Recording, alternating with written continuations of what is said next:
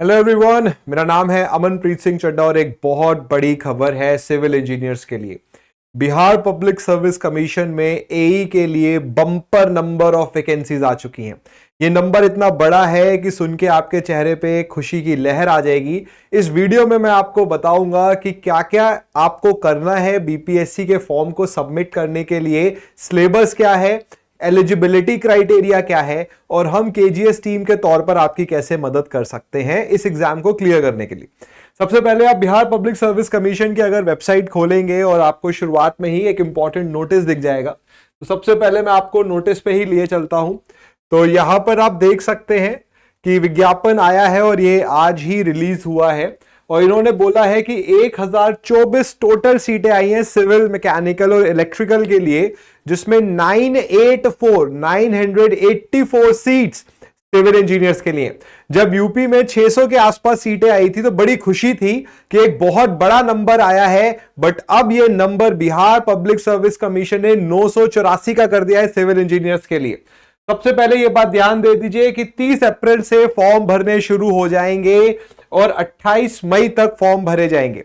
मैं आपको बताऊंगा एलिजिबिलिटी क्राइटेरिया क्या है, बट फॉर्म भरने में बिल्कुल भी देरी ना बरतें। 30 तारीख को ही कोशिश करें, जितनी जल्दी फॉर्म भर सकते हैं भरें, क्योंकि लास्ट में जाके सर्वर डाउन होने के इश्यू आते हैं और हो सकता है फॉर्म ना भर पाए।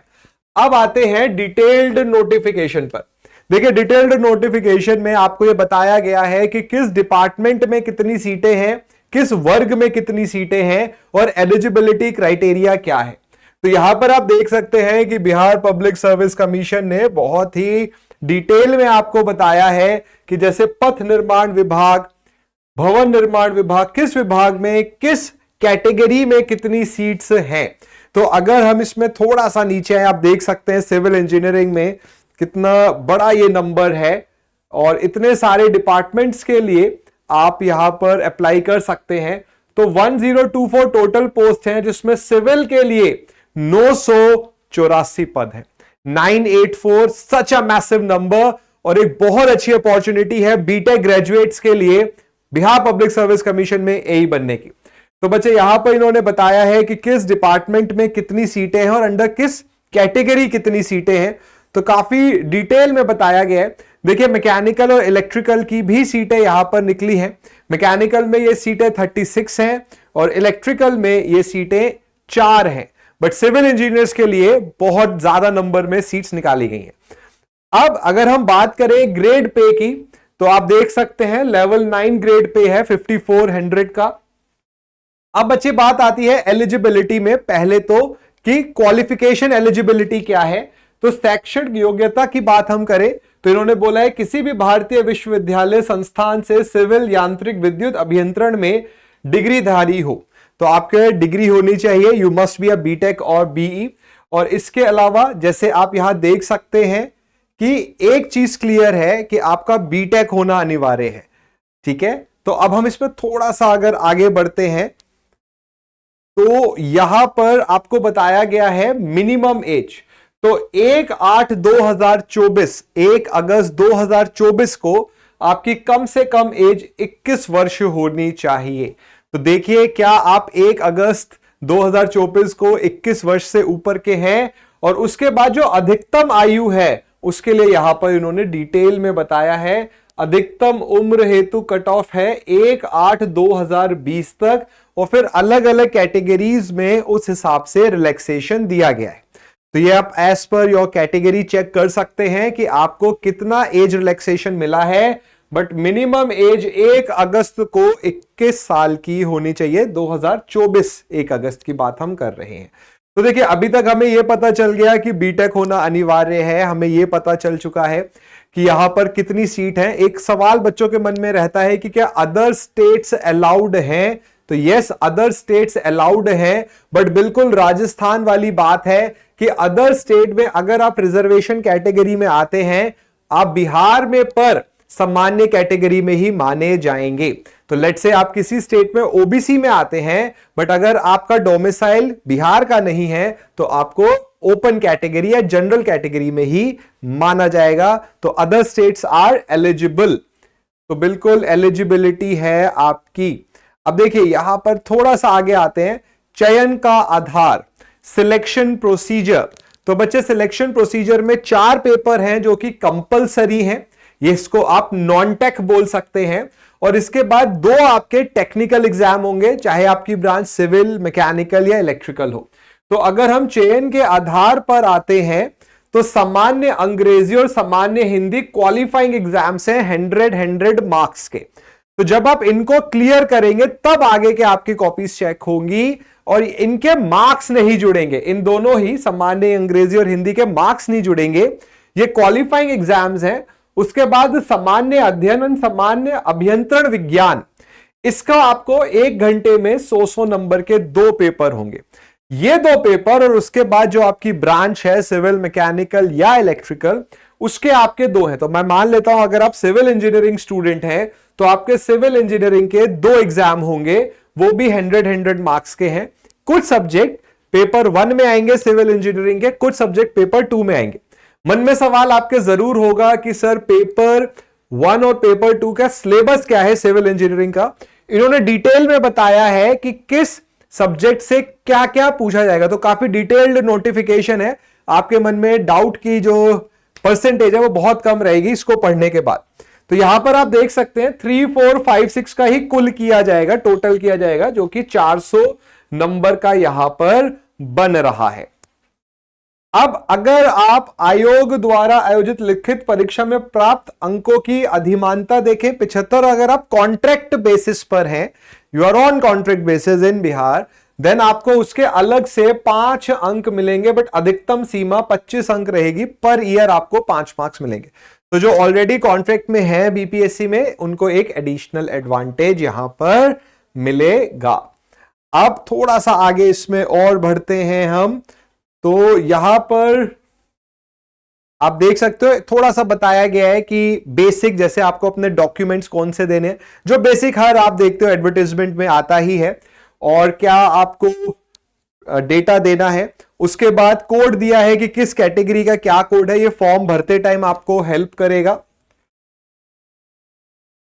बेंचमार्क, जो डिसेबिलिटी है उसको कैसे डिफाइन किया गया है।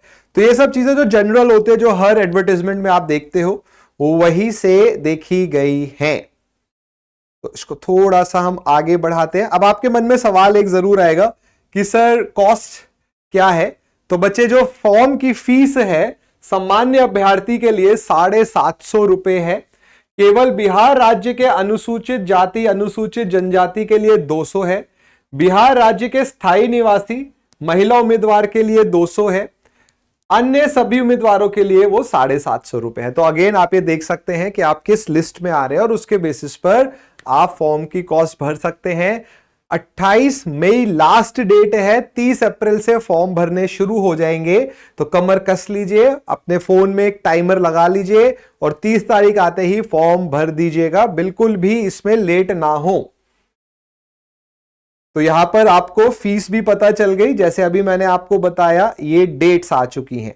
अब यहां पर उन्होंने बताया है कि ऑनलाइन आवेदन करने की प्रक्रिया, आप फॉर्म को कैसे भरेंगे, तो ये पूरा एक्सप्लेन किया गया। और हमेशा की तरह जैसे बाकी पीएससीज में होता है सेम प्रोसीजर है, कोई ऐसा बहुत डिफरेंट प्रोसीजर आपको देखने को नहीं मिलेगा। तो एक आप बोल सकते हो कि जैसा बाकी जगह फॉलो होता है वैसा ही एक प्रोसीजर ये है। सिलेबस को लेके बच्चों के मन में बहुत सवाल रहते हैं कि सर सिलेबस क्या रहेगा, तो सिलेबस के बारे में भी अभी मैं एक चर्चा करूंगा आप बच्चों के साथ। चलिए इसको थोड़ा सा आगे और बढ़ाते हैं। तो सबसे पहले तो यहां तक ये हो गया अभी तक एडवर्टाइजमेंट। तो सबसे पहले 984 नंबर ऑफ सीट्स हैं सिविल इंजीनियर्स के लिए। 30 अप्रैल से फॉर्म भरने शुरू होंगे और 28 मई तक फॉर्म भरे जाएंगे। अदर स्टेट्स अलाउड हैं, बट आपको कोई रिजर्वेशन का बेनिफिट नहीं मिलेगा। 1 अगस्त 2024 तक न्यूनतम एज आपकी 21 वर्ष होनी चाहिए और मैक्सिमम आपको एज पर रिजर्वेशन जिसमें आप आते हैं उसके बेसिस पे डिसाइड होगी।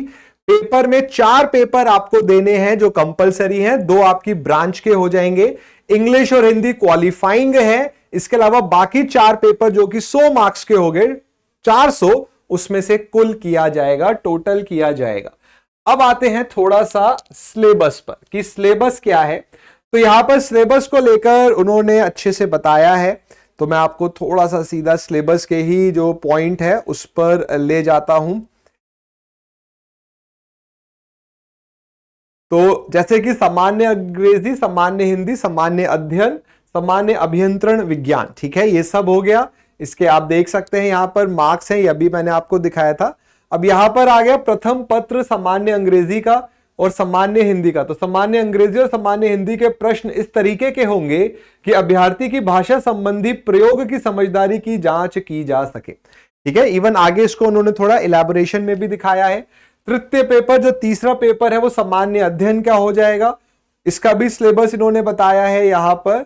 चतुर्थ, फोर्थ पेपर जो है वो 100 अंकों का एक पत्र होगा, सामान्य अभियंत्रण विज्ञान के पत्र में अभियंत्रण यांत्रिकी की जानकारी सम्मिलित होगी। तो जो जनरल इंजीनियरिंग होता है वो आपसे पूछी जाएगी। ये थोड़ा थोड़ा वैसा ही है जैसे अभी यूपीपीएससी ने इंजीनियरिंग एप्टीट्यूड की बात की थी। उसके बाद यहां पर आकर आपका ब्रांच वाइज आ जाएगा। अगर इसका सिलेबस देखें, अभी डिटेल में भी मैं आपको बताऊंगा, जो एक इलैबोरेट सिलेबस होता है जो बीटेक में आप पढ़ते हो वो सारा ही एक तरीके से पूछा गया है। तो स्ट्रक्चरल इंजीनियरिंग, जियोटेक्निकल, एनवायरमेंट, ये सब है। कॉमन सिलेबस जो कि टेक्निकल में होता है वो ही है, ठीक है। जैसे कि आप देख सकते हो, ठोस पदार्थों की यांत्रिकी मतलब मैकेनिक्स, मैकेनिक्स में सोम भी आ जाएगा आपका।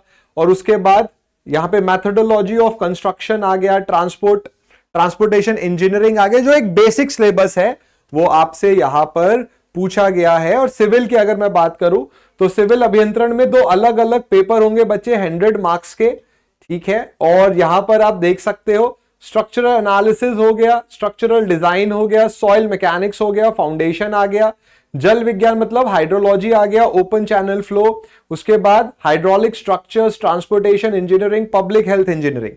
इसको भी फिर डिटेल में बताया है उन्होंने, जैसे सॉइल मैकेनिक्स में भी कौन से टॉपिक हैं या स्ट्रक्चर इंजीनियरिंग में भी कौन से टॉपिक हैं। एंड अगेन जो आप अपने बीटेक में पढ़ते हो उन्हीं टॉपिक्स के बारे में यहां पर चर्चा की गई है, ठीक है। और थोड़ा सा अगर आप नीचे आओगे तो इसको मैं थोड़ा इलैबोरेशन में दिखा देता हूं यहां पर। तो जैसे सामान्य इंजीनियरिंग विज्ञान में यहां पर बताया गया है कि क्या क्या है सिलेबस, तो सिलेबस को लेकर उन्होंने डिटेल में बताया हुआ है। और अगर आप अपनी ब्रांच के हिसाब से देखोगे तो जैसे सिविल इंजीनियरिंग की बात कर ले तो स्ट्रक्चरल डिजाइन में कौन कौन से टॉपिक्स हैं। और फिर से मैं बोलूंगा जो कॉमन टॉपिक्स होते हैं जो यूपीपीएससी एई में भी थे या राजस्थान पीएससी में थे वही हैं। इसलिए आपने देखा होगा बहुत टाइम से एज अ टीचर मैं आपको बोल रहा था कि टेक्निकल पार्ट जो होता है वो ऑलमोस्ट सब पीएससीज में सेम रहता है। एटलीस्ट अपना टेक्निकल पढ़ना शुरू कर दीजिए। और नॉन टेक डिपेंड करता है आप किस स्टेट के लिए जा रहे हो, तो वहां से नॉन टेक क्योंकि स्टेट टू स्टेट थोड़ा डिफर कर जाता है, but technical syllabus remains the same. Technical syllabus को लेकर कोई बदलाव ज्यादा नहीं आता है। अब बच्चों यहां पर ये इलेक्ट्रिकल का भी सिलेबस है और मैकेनिकल का भी सिलेबस है। तो अगर आपकी ब्रांच इलेक्ट्रिकल और मैकेनिकल है तो नंबर ऑफ सीट्स हैं आप लोगों के लिए थोड़ी कम है, बट सिविल वालों बच्चों के लिए तो बहुत फायदा है, 984 सीटें। अब बच्चों यहां पर ये सवाल आता है कि अगर आप इस एग्जाम की तैयारी करना चाह रहे हैं, डेट को लेकर अभी कुछ नहीं बोला गया है, तो डेट आने वाले समय में बिहार पब्लिक सर्विस कमीशन अपनी वेबसाइट पे बताएंगे और जैसे ही वो बताएंगे हम आपको बता देंगे। बट आज से अभी से ही तैयारियों में लग जाइए। एक बहुत इंपॉर्टेंट एग्जाम है और एक बहुत अच्छी अपॉर्चुनिटी है एक बहुत अच्छी जॉब के लिए। अब एक सवाल यह आता है कि अगर आपको गाइडेंस का अभाव है, टेक्निकल पार्ट आपका स्ट्रांग नहीं है, नॉन टेक्निकल पार्ट आपका स्ट्रांग नहीं है, तो यहां पर डेफिनेटली हम आपकी हेल्प कर सकते हैं। कमेंट सेक्शन में अगर आप चाहते हैं कि एक बिल्कुल डेडिकेटेड बैच लॉन्च किया जाए बीपीएससी का, क्योंकि आपको पता ही है कि हमने एसएससी, आरआरबी और एई के बैचेस को लॉन्च किया और हमें बहुत बहुत पॉजिटिव रिस्पांस मिला। तो अगर आप चाहते हैं कि सर बीपीएससी का भी एक डेडिकेटेड बैच आए जहां आपको बीपीएससी का ये जो 6 सब्जेक्ट्स की बात की गई है इसको डिटेल में पढ़ाया जाए, तो कमेंट सेक्शन में जरूर बताइए और बच्चों की जो भी डिमांड रहती है हम उसको जरूर फुलफिल करते हैं। तो बच्चे मैं आशा करता हूं जल्दी आप इस फॉर्म को फिल करेंगे और आप बिल्कुल एलिजिबल हैं इस फॉर्म के लिए। मेहनत करनी है आपने लगन के साथ और बिल्कुल आपका जो सपना है बीपीएससी में एई बनने का वो पूरा हो जाएगा। तो आई होप ये वीडियो आपके लिए इंफॉर्मेटिव रही होगी। कोई भी सवाल अगर आपका बीपीएससी रिलेटेड है तो कमेंट सेक्शन में बेझिझक पूछिए, बिल्कुल उसका जवाब हम देंगे। अब मिलते हैं नेक्स्ट वीडियो में। Till then do take care, God bless you, thank you.